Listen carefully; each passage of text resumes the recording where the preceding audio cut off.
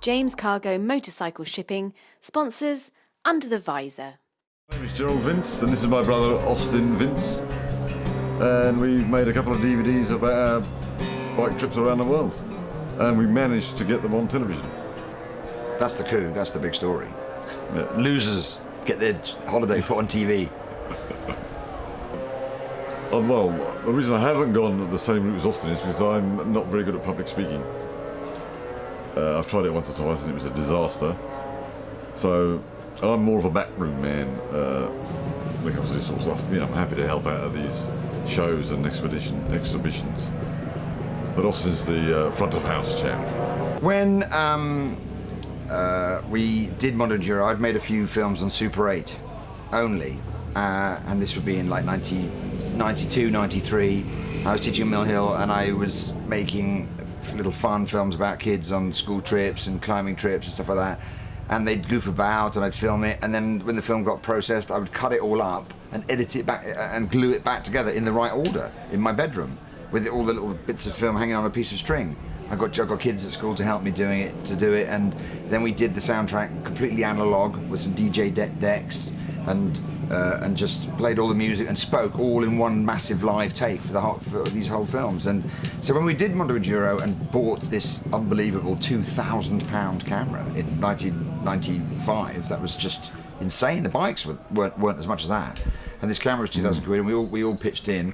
And we did the stuff, and we obviously knew when we were on the trip that it was pretty exciting. We certainly knew when we filmed stuff that we'd never seen anything like that on TV ourselves, ever.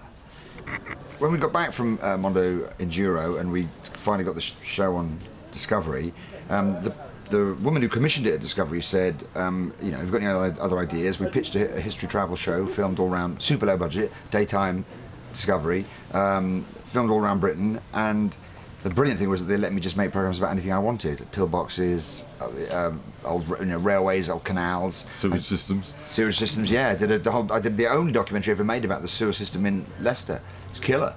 And during the course of what was to turn out to be like my first nervous breakdown, no, I didn't actually have it, but I learned so much. And all the time I was thinking, oh, if only I'd known this when I'd been shooting MONDO ENDURO. And I kept gnashing my teeth thinking how good MONDO ENDURO could have been if I'd known just a few things more. So when Dave Greenhow came up with the idea of Terra Circa, I went up to him and I said, can I come on your trip? Because I think I could make the film I meant to make back on MONDO ENDURO. That's the idea of what makes an adventure travel film appealing is incredibly straightforward to answer. If it's interesting or entertaining, or even better, both, then that's it. Now, of course, it's in our festival, and it will grow. It will go places. The DVD will sell or whatever. It will achieve a life of its own. What makes something interesting or entertaining, we could, of course, all have a massive conversation about for a long, long time, and of course, not everyone will agree. We had the 5-minute rule, which was as if you felt like switching it off after 5 minutes, it was out. But there was a lot of films like that, where people had done very interesting trips, but they just hadn't filmed it correctly. And you know, it's a real shame that these people have done a fabulous thing, and you want to hear their story, but they send you this stuff that is unwatchable. There's hugely what's really true is that the amount of people doing spectacular, interesting, epic adventures, the amount of people doing that stuff is beyond measure, especially once you start going Europe-wide, North America, including in the English-speaking world. There's so much stuff happening. So let's say about 1% of those people are making a film. That's still hundreds and hundreds of films.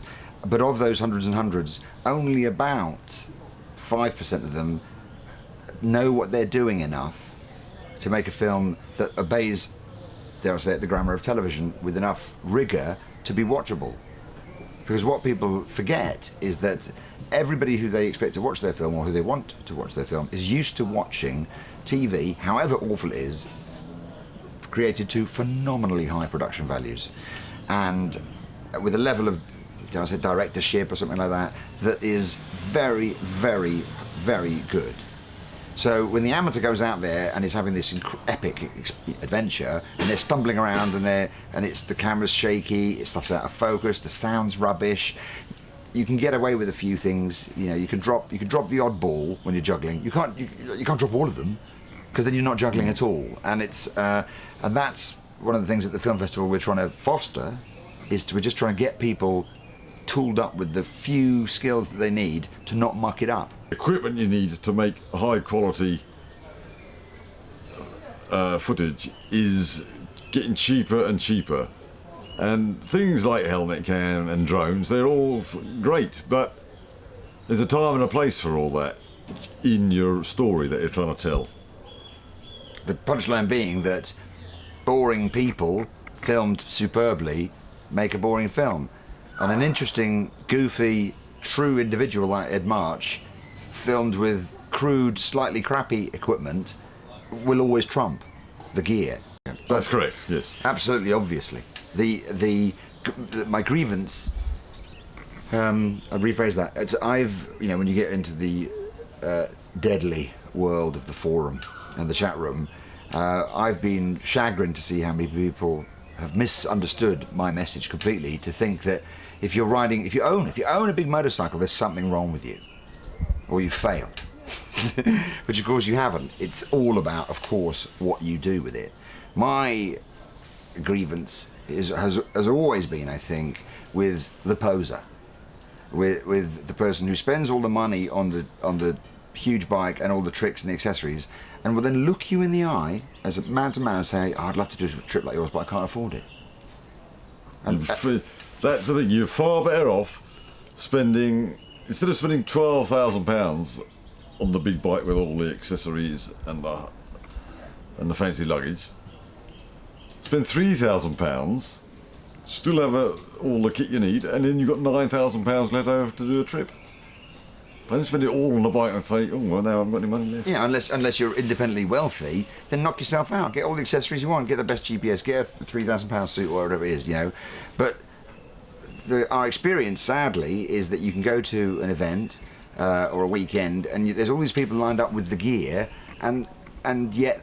But then they'll tell you, "Oh, I can't go there. It's too dangerous. Oh, I'd like to do that, but it's too difficult." Oh, and they've got tons of equipment, and for all the equipment they've got an excuse that goes with it.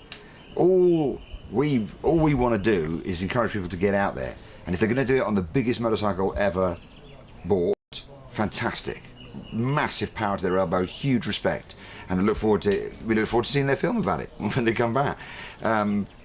You probably won't use this bit, but I've got to tell you, if you're me, I get sent a lot of emails from people about asking questions. They're confused or not quite sure, and they think I know something they don't.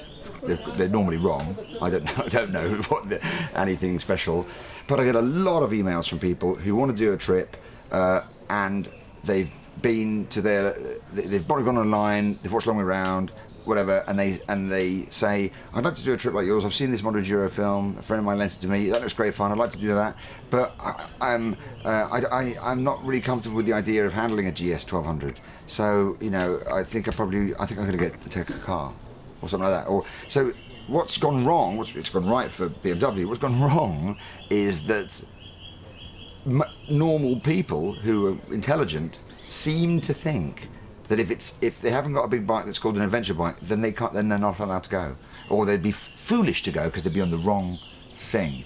And even now, at Horizons Unlimited weekend, you'll see people looking at Ed March's crappy, trashy scooter, moped, and instead of saying, "Wow, well, if that can do it, then that's all I need to do a trip," they don't say that. They say, "How did you manage to do your trip on that?" So even when they're presented with the evidence that there's a guy who spent nothing and had a great time, they still don't believe it. That misconception is what I feel I'm happy to fight against. That's a stupid question. If you know anything about that woman, or have seen her, or spoken to her, why wouldn't you want to be married to her? I mean, it's just insane. I've not had a life of like A-list girlfriends. And then I end up marrying this incredible person. I mean, it's like you would think I tricked her into it or something like that, or she thought she was, she could have done so much better. If I had my life again, and somebody said, okay, you can have all of your motorcycle trips around the world, but you can't have Lois, or you can have Lois and you have to spend your entire life working in a cube in a grey office building, I'd choose the latter, without a doubt. She's more, just being around that woman is more exciting and invigorating than any sunset or watching the wildebeest gamble across the Serengeti or going down the Pan American Highway. None of that counts compared to the love and the friendship and companionship of an exceptional life partner. The thing that no one wants to talk about is instead of doing a trip or whatever, put your effort into charming your wife into coming with you. Or put it another way. I mean, it's so great to see couples like Dan and Linz Meller. They're not famous, but they wanted to do a trip, and she had enough fire in her to say, well, I'm not going to be your passenger. So she got a license, and they had his and hers DRZ 400s. It's been fine. That's all I can say about that. We get on. We have our ups and downs, but generally speaking, when it comes to things relating to two wheels, we agree, I think. We've been on some great holidays together, even before MONDO ENDURO. We had a fabulous 2 weeks in Morocco that time. I don't remember meeting the guys in Morocco. Maybe that's when we were cycling.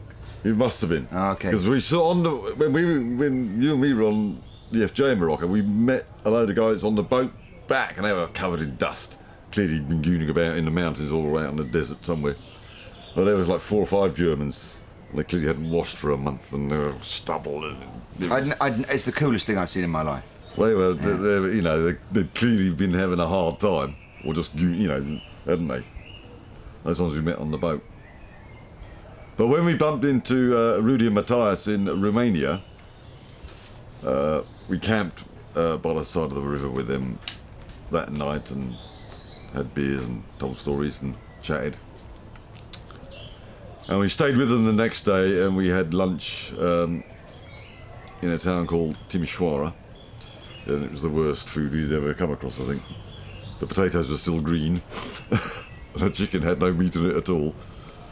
But they had some dual sport bikes that were much more capable on the rough Romanian tarmac than our modern Japanese sports tourers and ordinary road bikes.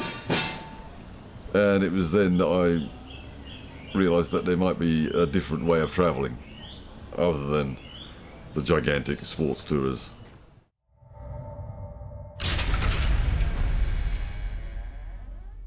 James Cargo Motorcycle Shipping sponsors Under the Visor.